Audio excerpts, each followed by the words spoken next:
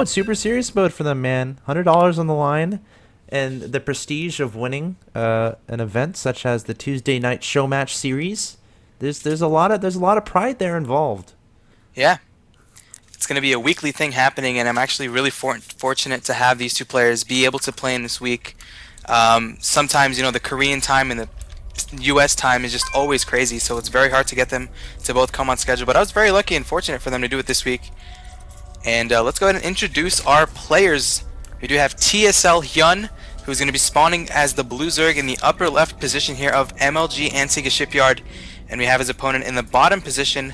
He's going to be your yellow prOmise player. We have oGsVINES.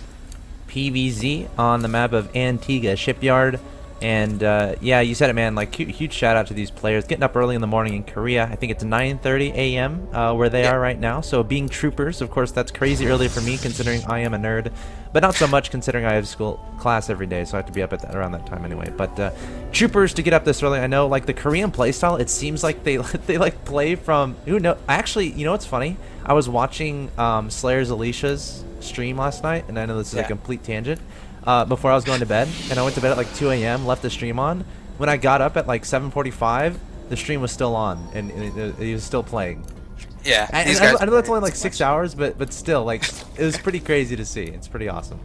Yeah, it just shows how much dedication these Korean players have when it comes to StarCraft 2. That's why they're the best, man. They practice, non-stop practice, win or lose situation. They keep clicking that find match button, and it's really motivation and consistency that they have that not a lot of foreigners do have. So, definitely looking forward to this game. We can see that TSLHyun opening up with a 15 hatch. I like this decision knowing that it is going to be spawning cross positions. This is a fixed location map. Bottom right and bottom left, top left and bottom right positions are your standard. And yeah, very normal opening from Hyun. It looks like oGsVINES. Is he going to go for the Nexus first, or is he going to follow up with a Forge? Looks like Nexus first is the opening on 17. Pretty greedy build, but of course he's going to get away with it here. Because his opponent is in fact 15 hatching, so you can afford to do that, even though he hasn't scouted anything. I feel like if high-end 6 pulled or something, Vines would be in a bit of trouble. But both these players respecting each other as of right now, both going for super economic builds. Of course, Vines adding on that forge and the pylon, starting to close off that wall and then continue with the pro production. But yeah, and again about the Korean streams in comparison to the North American streams. This is why I love the Korean streams so much. North American streams, what they'll do is, like, when they finish a game, they'll like go browse a website or talk to the chat, and it's fine talking to the chat, but like they'll go like do other stuff, check their email, and then they're like spend like 2 minutes in between games. Whereas Korean streams, it's just find match, just right when they're done, find match, right when they're done, find match, and it's really fun to watch. I don't know, that's why those Korean streams interest me so much. Yeah, that's the thing. Koreans, man, they're the best. That's pretty much the way to put it. Foreign players are sort of catching up. I can notice that there's been a few players who've been doing very well for themselves. And Scarlet, did you watch IPL 4? Please tell me you did. Of course I did. Okay, Scarlet, this girl came out of nowhere. Yeah. Absolutely just, was part of the open bracket. Beat Sirius Prime, I think, was her first opponent. Yep, Bumblebee. And Bumblebee, yeah. So, I mean, people are making their name for themselves. Now she's obviously going to get picked up by either a Korean or a foreign team. I think she was, teasing us a little bit in terms of joining a Korean team. So that's definitely good for her. So it kind of shows that there's a lot of foreign players that are willing to put themselves into the open bracket situation and really push themselves as far as they can. But let's go ahead and look back into this game. We can see TSLHyun going for a very standard third. Gonna get his drones as much as he can. Not gonna take gas for a little bit of time. All you want to do at this point in the game is just drone. Get your economy boosted, and look back in oGsVINES base. Looks like he's getting his natural saturated right now. Opening up with the forge, getting +1. So this, in my opinion, signifies it's going to be some sort of 2-base pressure, timing, maybe into a third, but definitely going to be a little bit of aggression early on from Vines. Absolutely, I agree with you. The one concern I have, though, he doesn't have a probe on the map anywhere. That's true. So he's not going to be able to put down a forward pylon, which is what you absolutely want if you're going to do some sort of 2-base pressure type play. That being said, though, he did chrono boost down to Stalker, so we'll have to see how much damage he can get done with that. Also continuing to chrono boost that Cybernetics core, so trying to get that warp gate done as fast as possible. We'll have to keep an eye out for any additional games. And look at this, he's pulling guys off gas. Okay, he's going to add a bunch of gateways here, and then he's going to attack with so many zealots. It's going to be absolutely ridiculous. This is such a cool build. There was recently like a post on Team Liquid. I've been using this build in the ladder today. I'm 3-0 with it against Zerg. So we'll have to see how effective he is. But again, I'm worried about the probe not being out there. There we go. The probe just now going to be venturing out there. The Stalker, of course, clearing the way for that probe. And we'll have to see how Hyun reacts. Yeah, and I really like the pressure that Hyun's doing with his Stalker. He knows that this early in the game, Zerg opponents are not going to have that many units out, so he's trying to put as much pressure onto the economy of Hyun, forcing out these Lings, and now it looks like Hyun will throw down a Roach Warren, as well as get his lair, just basically both of them coming out at the same time. And now the follow-up from this from Vines, is it going to be that 2-base +2 blink that I've been seeing a lot of prOmise players do against Zerg and becoming very popular in the metagame, or is he just going to flat out win with this +1 zealot pressure, maybe take out the third, maybe go into the natural? I think Vines is going to have a lot of options open to him if he's able to do damage onto the economy of Hyun. Yeah, we're bringing a bunch of zealots now, 2 Stalkers as well. He did return guys into gas, so it's not going to be exclusively zealots here. The probe needs to be able to throw down another forward pylon so he can have additional reinforcements closer to his opponent's base. Vines coming forward here, leading with the Stalkers and the zealots. Of course, have to protect that probe, have to protect that pylon, and Hyun just going to abandon this third for now. A very interesting decision. I think I might be okay with this. I think it's a good decision because he knows that he's not going to be able to defend that. So instead of losing all of these drones that he spent a lot of time getting, he's just going to go ahead and transfer them over to the natural. Maybe he might be able to defend off of 2 base. You can see he is producing roaches. 9 roaches will pop here any minute. Also getting started with his metabolic boost, which is about 80% complete. So he sacked the third, which is a very smart decision. Now all he has to do really is hold off the 2 base aggression, maybe take a third behind it, or possibly just go flat out roach sling and try to kill off his opponent. He has to be careful here. He doesn't want to be siphoned off by force fields, and his units are in such a location where force fields will be extremely effective. But there's no sentries in this composition, so forget that thought.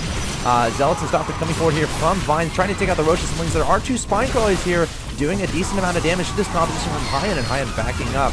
Or Hyun, I'm probably pronouncing that incorrectly. It's Hyun, yeah. It's Hyun, okay. Yeah. The Queen gets taken down, that's really important. That means no more Larva Injects at the natural expansion. However, Larva Injects still happening in the main base. And Vine's going to back up. Does he transition from here, or does he keep pouring on the pressure? Well, it looks like Vines is still going to go ahead and move forward, and he is going to follow this up with a Twilight. So is he going to go into Blink, maybe into Dark Templars? He also did add on a Robotics facility, so we will see an Observer, probably followed by a bunch of Immortals, maybe go for an additional second timing push. But Hyun is doing a fantastic job of being able to hold off this aggression. He put on the 2 spines in fantastic locations, defending the mineral line as well as that that ramp that leads to your natural. And it looks like behind this he will go ahead and get started with his missile attacks level 1, as well as Guile Reconstitution, which is going to be so huge to defending this push from oGsVINES. Yeah, the more I think about it, the more I appreciate this decision from Hyun. Kept pretty much all of his drones alive when returning to his natural expansion, and he's going to be able to retake his third pretty soon here. Also, there were no sentries in that army from Vines, and if you don't have sentries at this point in the game, it's pretty scary. He only has 2 sentries on the field. He's going to have a lot of extra minerals. Remember, he delayed his gases at his natural expansion. He wasn't mining a lot of gas in his main base. He was investing a lot of that gas into just Stalkers.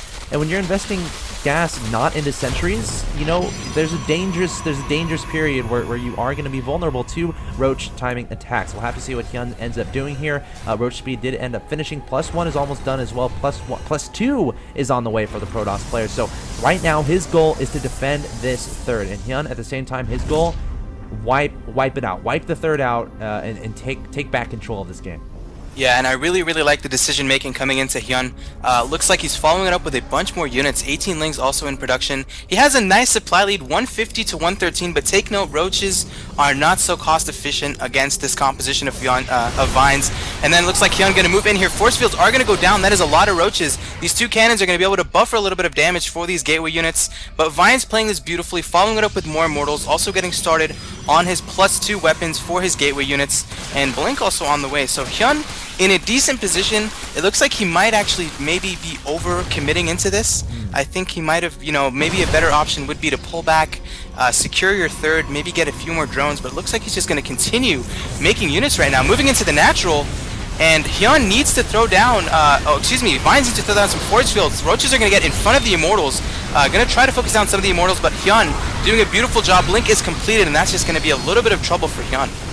Yeah, Vine's backing up. Hyun, I mean, again, if he keeps his third alive, he's in a great situation. Look at all these units he still has alive. Hyun not doing any damage to Vine's economy right now, which is exactly what he wants to go after. So, really successful hold there from Vines. Finds himself neck and neck in the supply lead against a Zerg player who probably always wants to be way ahead in supply because, you know, that's how you play Zerg. You stay ahead in supply, go for those cost-efficient trades. But Vine's doing a great job defending his economy, not losing any probes there, I don't think. Yeah, like barely any probes killed. And of course, that Nexus is still alive. And a prOmise on 3 base with 6 gases, that's pretty darn scary, especially when the Zerg player is staying on Zerglings, staying on Roaches.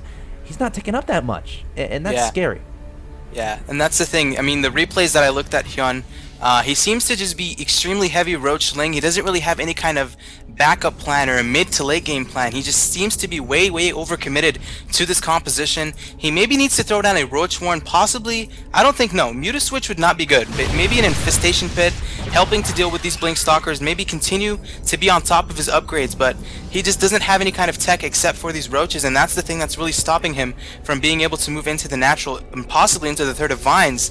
But Vines just, oh my god, Vines is just getting so many units, up to 34 Stalkers. Looks like there's going to be a little bit of a dual-pronged attack from Hyun, moving into the third expansion here of oGsVINES, and Vines trying to defend from both angles, doing a very nice job.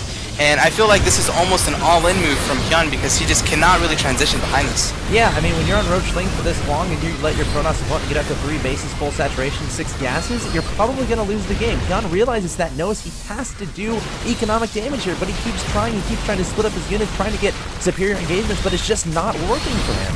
He is throwing a Hydrogen down behind us, so I guess hoping that Vines doesn't transition into Colossi and stays on the Immortal tech, but he's only on 3 bases. His economy isn't spectacular. Only on 53 harvesters, so not a good situation at all for Hyun.